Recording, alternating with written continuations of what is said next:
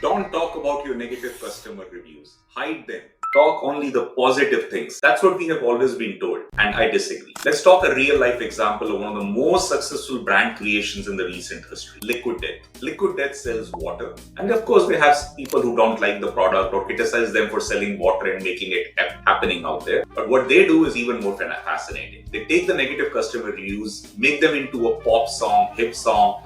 They celebrate it. They obviously use it to learn also from it, but they're not hiding the negative customer review. They're not hiding below the carpet and saying everything's great about the product. They're trying to become an authentic brand, which is what the young millennials, the Gen Z, want to be related to. And as part of that authenticity, they are celebrating the negative customer reviews. They're learning from those negative customer reviews and incorporating them to create even distinctive marketing material out there. So, let's think differently. Let's think how authentic content and authentic brand can stand out for it. I'll also try and do something different. What will you do differently this time?